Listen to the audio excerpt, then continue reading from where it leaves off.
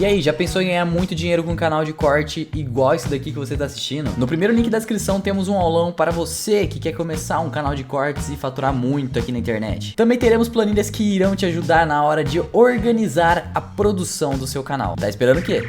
Nunca tinha ido para aquela região. Fiquei fascinado. Fui para a Turquia no final do ano, que lá não é Oriente Médio, lá é Ásia e um pedacinho da Europa, mas né, pega, tá já junto, tem aquele né? clima, né? Tem. E eu queria saber se a gente podia começar pelo menos dando importância histórica e política dessa região que foi desde o começo dos tempos, né? Se a gente puder dizer, é uma região disputada, é uma região que a gente pode falar que é uma das mais importantes, né? E até hoje tem essa importância econômica, política. Reni, o que a gente poderia falar sobre esse meio do mundo, é o centro do mundo? Onde que é? É um dos jeitos de olhar, né? o centro do mundo. Olha aqui, ó, Paquito. Vamos, põe aí o mapa, Ó, isso. Tá, dependendo de como você olhar o mapa, é o centro do mundo mesmo, Sim. né? Fica... Na verdade é um grande elo de conexão, né? né? Então ele junta aqui África com Europa, a Turquia particularmente faz esse papel aqui de ponte, né, entre o Ocidente e o Oriente. Mas, assim, geopoliticamente falando, talvez... E também do começo da humanidade, né? Que vem aqui sim. da África, tem essa região aqui do... Exato. Com certeza, a gente tem também civilizações que a gente chama berços da humanidade, né? Que no Egito e aqui na Mesopotâmia, duas estavam aí, outras Exato. duas, uma na Índia, outra na China, estavam do outro lado, mas duas das 4 civilizações berço da humanidade estavam localizadas na região. A importância que é isso, né? É, eu tive agora- pra lá, a impressão que dá que onde você tá andando tá história, pisando, história, você tá história, pisando história, sobre história. um terreno onde já passaram muitas pessoas. Inclusive depois Todos- o André até pode comentar disso, que pô, em Israel realmente você vai vendo os níveis de né? escavação, né? E você vai Cada encontrando os nível, outros você vai níveis. vendo as épocas. Mas eu acho que assim, um jeito da gente começar olhando isso daqui é que geopoliticamente falando, essa região ela tem uma característica, uma denominação própria. Um conceito da geopolítica é chamar isso daqui de Shatter Belt. Shatter, de espedaçado, belt, cinturão. Um outro termo talvez é Crush Zone, ou uma zona de compressão.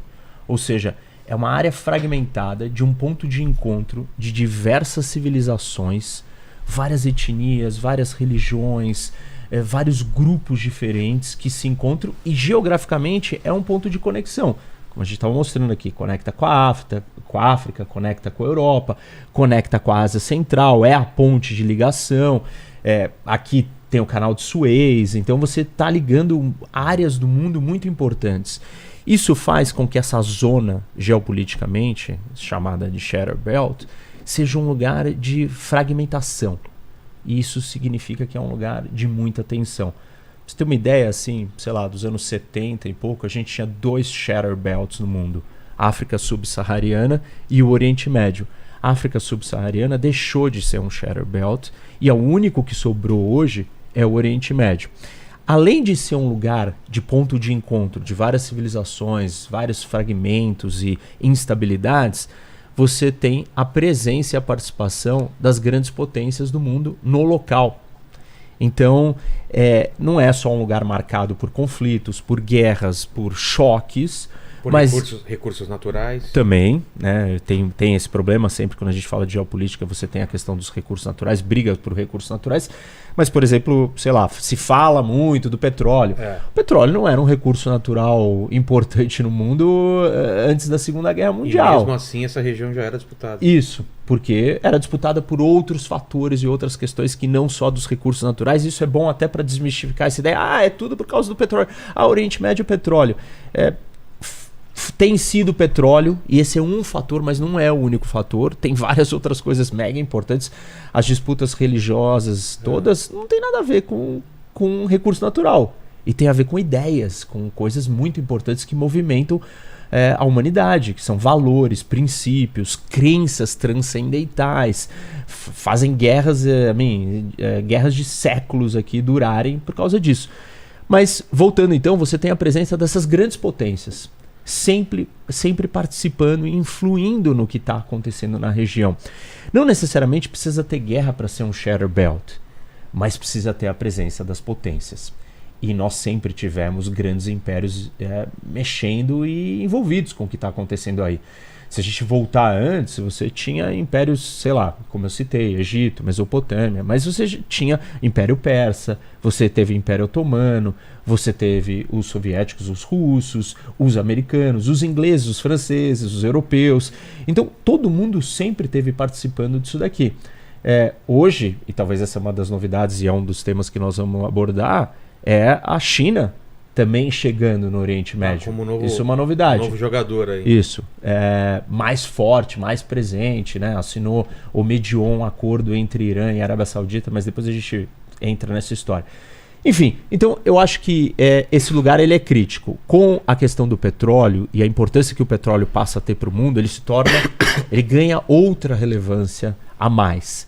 Mas além disso, você tem diferentes outros motivos aí. Um deles, por exemplo, que é talvez uma disputa mais interna do Oriente Médio, são as divisões sectárias, são as divisões étnicas, as divisões tribais. E esse é um ponto marcante. Quando a gente falar aqui de Oriente Médio, a gente sempre vai voltar nesse assunto. Então tem questão religiosa, tem questão de império, tem questão de civilização, tem questão de recurso natural, tem questão das grandes potências. É como se fosse um grande polo de convergência de todos os temas juntos colocados nesse lugar que está no meio do mundo. Um caldeirão. Imagina uma sala onde as pessoas estão... Tem várias brigas e várias brigas e subbrigas. Então, por exemplo, o que o Reni estava falando, você tem a identificação pessoal das pessoas. No primeiro momento é tribal, é a tribo no sentido realmente a família estendida, são várias famílias famosas, Al-Baghdadi, Al-Husseini, Al-Masri, estou falando de Al-Saud, Al-Shemita, e você vai para a Síria, você tem famílias de 10 mil pessoas, você tem na Arábia Saudita também e tal, então você tem várias, e esse é o nível de identificação primordial. Então você tem lá a família X, não fala com a família Y, e ele às vezes são da mesma religião, da mesma etnia, da mesma nacionalidade, se odeiam até a morte. A segunda nível de identificação é o nível religioso. Então você tem os muçulmanos têm os xiitas, tem os sunitas, tem os alauítas, e depois tem os cristãos, e tem, sei lá, 4, 5, 7 diferentes vertentes do cristianismo praticados no Oriente Médio. Depois tem os judeus, tem os drusos, e aí você tem a etnia, então você tem os persas, tem os turcos, tem os afegãos, que são os pashtus, e a maioria, aí você tem os árabes, você tem os curdos, então você tem aí, já nomeei uns 5, 6. Sim. E aí depois disso tem a identificação nacional, que é uma identificação relativamente nova. Vai falar mais recente. Mais recente. Então você tem, ao mesmo tempo que você tem uma briga entre... Você tem camadas que elas se sobrepõem, exato. entrelaçam. Você tem a briga Irã-Iraque, onde os dois são muçulmanos, lá na década de 80. Aí depois um é sunita, outro é xiita. Mas dentro do Iraque você tem brigas entre iraquianos e xiitas. Aí dentro dos xiitas tem outra briga por causa de 2 cidades. Aí dentro das cidades tem outra briga. É muito difícil pra gente entender. Entendeu? Então assim, você tem aí Israel com grupos palestinos, não vou nem falar palestinos, porque a maior parte dos palestinos não tem nenhum problema com Israel, mas você tem grupos palestinos. Aí você tem grupos palestinos que se aliam a grupos libaneses que são inimigos em ideologia, mas convergem em relação a Israel, mas divergem em relação à guerra civil na Síria. Né? Entendi. E aí divergem em relação a outras coisas, e por aí vai.